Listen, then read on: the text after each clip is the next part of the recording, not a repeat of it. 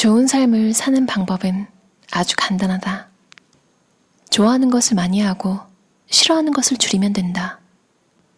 제발 좋은 것과 비싼 것을 혼동하지 말자. 자신의 좋은 것이 명확하지 않으니 비싼 것만 찾는 거다. 요즘 여수의 내 삶에서 가장 좋은 것은 삶은 계란이다. 삶은 계란을 아침에 아주 맛있게 먹는 것은 내게 결코 포기할 수 없는 즐거움이다. 바닷가 작업실에서는 전혀 다른 시간이 흐른다.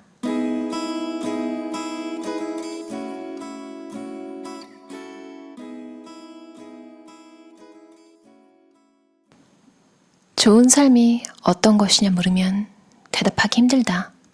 좋은 것은 항상 애매하다. 그래서 그냥 좋다고 하는 거다.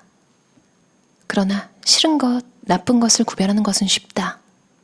좋은 것을 추상적으로 정의하고 강론의 부재에 괴로워하기보다는 나쁜 것, 불편한 것을 제거하자는 생각은 독일의 오래된 실용주의 전통이다. 삶을 불편하게 하는 불필요한 장식을 죄다 제거하자는 이야기다. 오스트리아의 건축가 아돌프 로스는 아예 장식은 죄악이다라고 했다.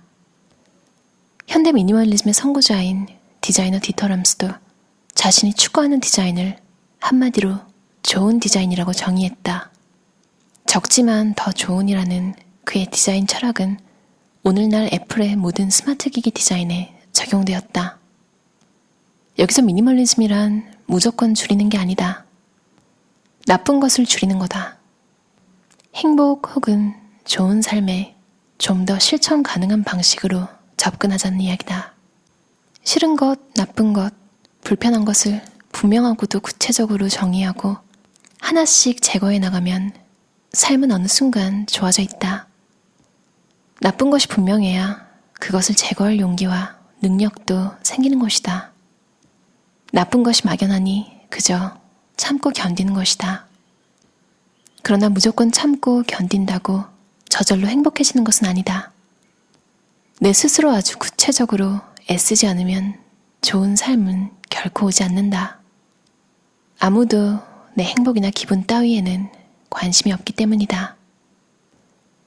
그래서 나는 오늘도 계란을 삶는다. 내게 삶은 계란이다. 20세기 초 버지니아 울프는 연간 500파운드와 자기만의 방을 가진다면 여자들도 가치 있는 삶을 살 수 있다고 주장했다. 100여 년이 지난 오늘날 한국 남자들에게도 자기만의 방이 필요하다. 한국 남자의 이 몹쓸 분노와 적개심은 아파트라는 매우 한국적인 주거 공간과 밀접한 관계가 있다. 전통 가옥에는 사랑방이라는 가부장적 공간이 아주 폼나게 있었다.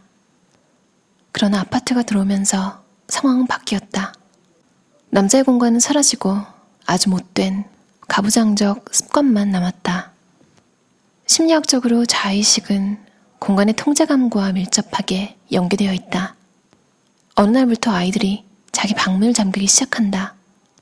주체적 개인이라는 사실을 인정해달라는 거다. 공간이 있어야 주체의식도 책임감도 생긴다. TV 보는 게 전부인 거실을 없애서라도 남자의 공간을 만들어야 한다. 안 되면 땅굴이라도 파야 한다.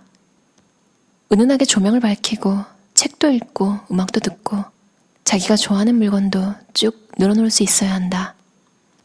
공간이 있어야 자기 이야기가 생긴다.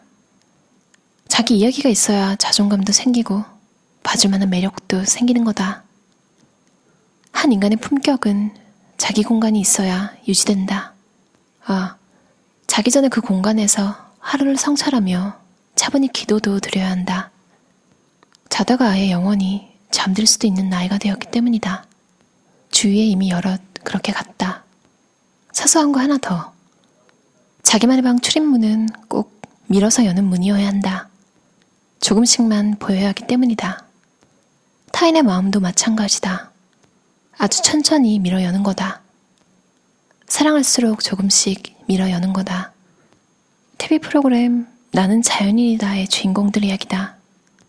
리모컨을 돌리다 보면 꼭 걸려든다. 내용이야 수년째 한결같다. 모든 주인공이 산에 약초캐러 올라간다. 이 풀은 어디에 좋고 저 열매는 어디에 좋다는 근거 불분명한 이야기만 한참 늘어놓는다. 죄다 한의사다. 산에서 내려오면 텃밭에서 상추나 파를 따서 저녁을 한다. 불을 피워서 대충 요리하는 모습은 세상의 모든 여자가 질색할 수준이다. 아주 더럽다. 안 보여주는 게 더 나을 법한 아주 대충 하는 설거지가 끝나면 불 앞에서 이전에 고생한 넋두리가 이어진다. 그 이야기 또한 거기서 거기다. 이 저렴한 프로그램을 나만 보는가 해서 물어보니 내 또래 인간들은 죄다 자연인 마니아다. 기사를 찾아보니 지상파와 종편을 통틀어 한국인이 좋아하는 프로그램 탑10에 매년 꼭 들어간단다. 그 수많은 프로그램 중에 이 장마철 걸레처럼 쉰내나는 방송이 한국 사내들에게 이토록 인기 있는 이유는 무엇일까? 물론 자유다. 그러나 도대체 어떤 종류의 자유인가? 우선 마음껏 불 피울 수 있는 자유다. 불 피우기는 동물과 인간을 구별하는 가장 중요한 기준이다. 인류 역사에서 모든 의미는 불 피우기와 관련되어 있다. 그래서 모든 종교적 리추얼에 불 피우기가 빠지지 않는 거다. 한국 사내들의 느닷없는 캠핑 열풍도 이 불 피우기 때문이다. 왜 이렇게 살아야 하는가에 대한 대답을 찾기 위해서다. 삶의 의미가 찾아지지 않으니 자꾸 이상한 불장난만 하는 거다. 더 중요한 자유가 있다. 시선의 자유다. 이건 한국 사내들에게 매우 절박한 자유다. 평생 타자의 시선을 의식하며 살기 때문이다. 타자의 시선을 내면화하는 것처럼 치명적인 것은 없다. 지켜보는 사람이 없는데도 누군가 지켜본다고 생각하며 평생 두려움 속에 살고 있다. 학창시절 시험 감독 선생님은 항상 교실 뒤쪽에 있었다. 학생들은 선생님이 우리의 일거수일투족을 지켜본다고 생각하고 커닝 따위는 엄두도 못 냈다. 시험지를 교탁에 올려놓고 돌아보면 감독 선생님은 멍하니 창밖을 보고 있었다. 참 허망했다. 근무하는 사무실에서 감시의 시선은 항상 작동한다. 과장이나 팀장의 자리는 부하 직원들을 한눈에 감시하는 위치에 있다. 몸도 마음도 꼼짝 못한다. 선글라스가 멋있어 보이는 이유는 시선의 방향을 감지 못하기 때문이다. 감시의 공포가 경외로 둔갑하는 것이다. 물론 내 친구 문창기처럼 가릴수록 멋있는 경우도 있다. 아주 고급스러운 커피 사업을 무지하게 크게 하지만 진짜 컨트리하게 생긴 창기는 선글라스를 쓰면 참 멋있다. 거기에 황사 마스크를 하고 모자까지 눌렀으면 진짜 폼난다. 창기는 강남의 그 비싼 회사 건물 옥상에서 배추 농사를 짓는다. 관찰당하는 것이 아니라 내 맘대로 볼 수 있는 자유가 행복의 핵심이다. 나는 자연인이다에 넉넉히 되는 이유는 바로 그들이 누리는 시선의 자유 때문이다. 시선과 관련해 영국의 지리학자 제이 애플턴은 조망 피신 이론을 주장한다. 먼저 보고 도망칠 수 있어야 살 수 있다는 생존 원칙이 인간의 모든 미학적 경험에 깔려있다는 주장이다. 일단 먼저 보고 도망쳐야 한다. 사냥할 때도 마찬가지다. 먼저 볼 수 있어야 한다. 산 위에 올라가거나 한없이 펼쳐진 바닷가에서 행복해지는 이유는 바로 이 조망 피신이라는 원시시대의 본능 때문이다. 중년 사내들이 주말마다 골프장에 나가지 못해 안달하는 이유도 바로 이 조망 피신의 기억 때문이다. 골프장에서는 원시시대의 사바나처럼 멀리 조망할 수 있다. 중간중간 나무가 있어 숨을 곳도 있으니 마음이 그렇게 편할 수가 없다. 그래서 여수섬 바닷가에 무너져가는 미역 창고를 헐값에 샀다.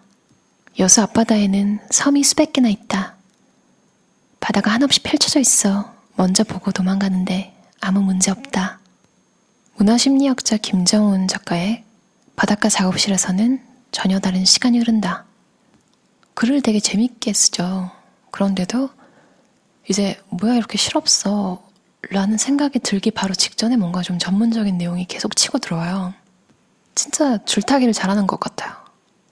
재미도 있고 지식도 얻고 그리고 계속 보다 보면 이분이 좀 나이가 있잖아요. 계속 나이로 농담을 하시는데 그렇게 많은 건 아닌 걸로 알고 있거든요.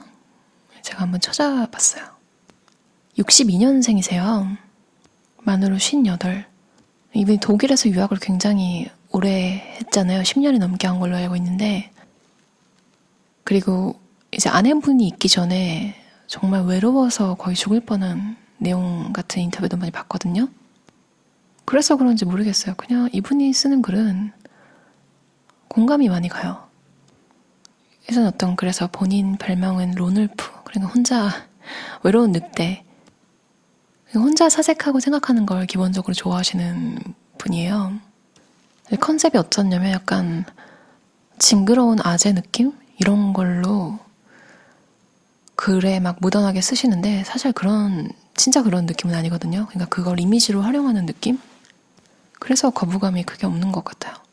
그리고 그런 거 있잖아요. 영화관에서 영화를 보는데 재난 영화인데 솔직히 영화관에 앉아있는 우리는 안전하잖아요. 딱 그런 느낌? 그러니까 김정원 작가가 징그러운 농담을 막 하는데 실제로 그럴 사람이라는 생각은 안 들어서 그냥 웃긴 거?